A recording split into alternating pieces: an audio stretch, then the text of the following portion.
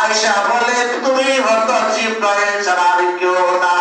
আল্লাহ তাআলা বলেন এমন ব্যক্তিদেরকে আমি আল্লাহ জান্নাতের ঘোষণা করি, বলেন সুবহানাল্লাহ।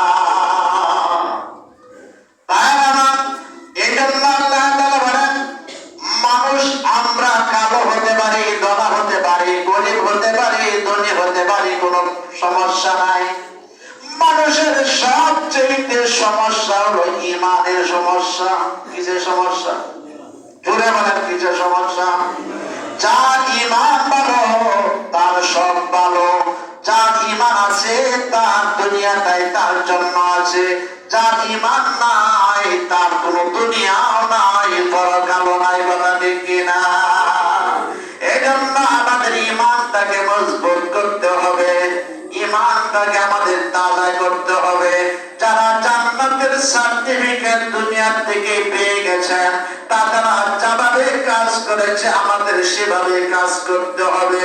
এই জন্য আল্লাহ তাআলা বলেন ওয়ালা তাহিনু ওয়ালা তাহজানু ওয়া আনতুমুল আ'লাউনা ইন কুনতুম মুমিনিন।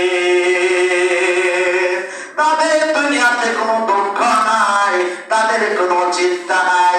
আর বিজয় যেতে গেলে তোমাদের মুমিন হতে হবে। এই জন্য আল্লাহ রাসূলরা মক্কা বিজয় করছেন। রাসূলের ঈমান কি দুর্বল ছিল? কি দুর্বল ছিল?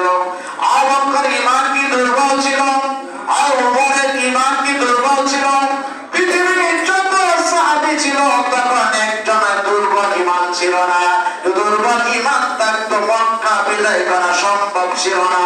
সবার ঈমান মজবুত, সবার ঈমান তাজা, সবাই আল্লাহকে ভয় পায়। আল্লাহ তাআলা তাদের দুনিয়া দুঃখ দুঃখ মনে করে নাই, কষ্ট কষ্ট মনে করে নাই।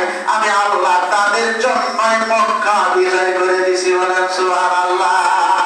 মক্কা বিজয় মানে দ্বীনের বিজয়, মক্কা বিজয় মানে ইসলামের বিজয়, মক্কা বিজয় মানে কোরআনের বিজয়, মক্কা বিজয় মানে ইসলামের বিজয়, মক্কা বিজয় মানে হাদিসের বিজয়, মক্কা বিজয় মানে সারা বিশ্বের মুসলমানদের জন্য বিজয়, বলেন সুবহানাল্লাহ। এই বিজয় ধরে রাখতে গেলে আমাদের ঈমান শক্ত করতে হবে। কি করতে হবে? ঈমান শক্ত ছাড়া আপনি বিজয় ধরে রাখতে পারবেন না। ঈমান শক্ত ছাড়া বিজয় ধরে রাখতে পারবেন না। পাঞ্জাবি টুপি পরছেন, দুর্বল মনে করেন না। পাঞ্জাবি টুপি পরছেন, দুর্বল পাইবেন না, দুর্বল চিন্তা করেন না।